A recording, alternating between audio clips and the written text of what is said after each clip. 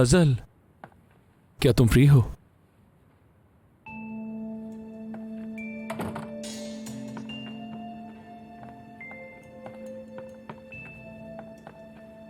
हजल देखो, वो आज तुम यहाँ पर मेरे पास हो, मेरी सपोर्ट करने के लिए, सहारा देने के लिए। मैं बहुत खुश हूँ इस बात से।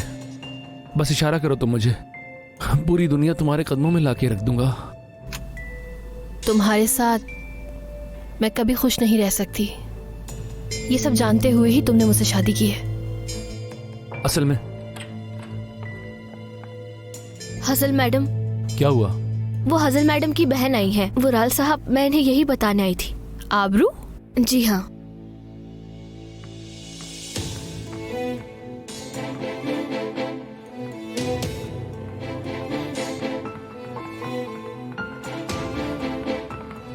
आबरू,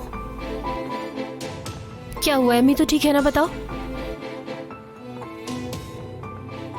मेरा अम्मी के साथ झगड़ा हुआ है, मुझे घर से निकाल दिया है। मैं यहाँ आ गई हूँ। क्या मैं यहाँ रह सकती हूँ? अगर तुम नहीं चाहती तो तुम्हें इस वक्त यहाँ देखकर मैं हैरान हो गई। सच में अगर तुम्हारे लिए कोई प्रॉब्लम है तो मैं कोई और जगह देख लूंगी। मेरी बीवी की बहन हो तुम, तुम्हारी जगह सराखों पर है। प्लीज नीचे वाला रूम आबरू मैम के लिए तैयार कर दो, अब से वो यही रहेंगी। ठीक है वुराल साहब। बहुत बहुत शुक्रिया आपका। ये तुम्हारा ही घर है, तुम जब तक चाहो यहाँ रुक सकती हो। बहुत शुक्रिया आपका। ठीक है, फिर तुम लोग आपस में बात करो, मुझे और भी काम है।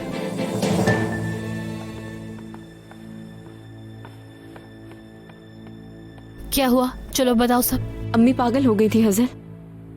जब मैं घर में दाखिल हुई तो वो बाबा पर चाकू से हमला कर रही थी।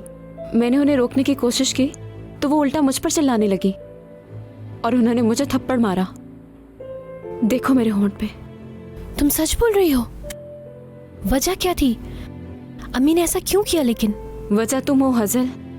जो कुछ भी हुआ तुमने माँ को बता दिया। मैंने तुमसे क्या कहा था कि ये सब बातें तुम माँ को ना बताना। वो बाबा या मेरी तरह नहीं है जो इस मामले को समझ सके। आखिर वो माँ है, और जैसा मैंने कहा था वैसा कर लेती तो क्या होता? सबको उसकी सजा मिलती। शुक्र मनाओ किसी को कुछ नहीं हुआ, सिर्फ मेरे अलावा। ऐसा मत बोलो। देखो यहाँ शहजादियों की तरह रहती हो। तुम्हारा शौहर तुम्हें पलकों पे बिठा के रखता है। तुमने अपने चाहने वालों को बचाया है। सिर्फ यही एक फायदा है आबरू। अब हमें तुम्हें बचाना जरूरी है। अम्मी बाबा के साथ मुझ पर भी इल्जाम लगा रही हैं। चलो मैं जो भी हूँ, लेकिन मेरे बाबा, इस उम्र में अम्मी ने उन्हें घर से निकाल दिया। वो बर्बाद हो जाएंगे। क्या होगा उनका हाजिर? तुम माँ से बात करो। हमारा कोई कसूर नहीं, उन्हें बताओ। ये तुम्हारा अपना फैसला था हाजिर। ठीक है, मैंने भी अब एक फैसला कर लिया है आबरू। अब मैं मजबूत बनूंगी और ताकतवर बनूंगी। इरमा का अगर आज बीमार ना हुई होती तो किनान से उसकी शादी हो चुकी होती। एक मिनट रुको। किनान और इरमा शादी कर रहे हैं क्या? हाँ, इरमा के बीमार होने की वजह से वो वापस आ गई। उसके ठीक होने के बाद क्या होगा आबरू? फिर से शादी करना चाहेंगे वो लोग। कोई भी मेरी कुर्बानियों को नहीं देखेगा और ना ही सोचेगा। हर कोई अपनी जिंदगी जी रहा है यहाँ। अब मैं भी वैसे ही करूंगी।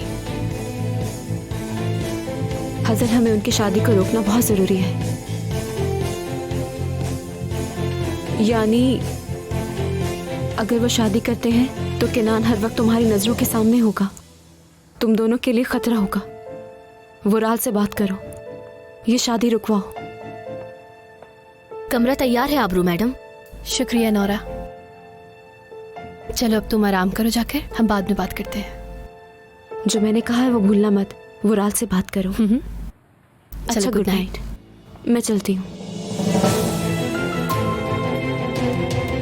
आइए मेरे साथ।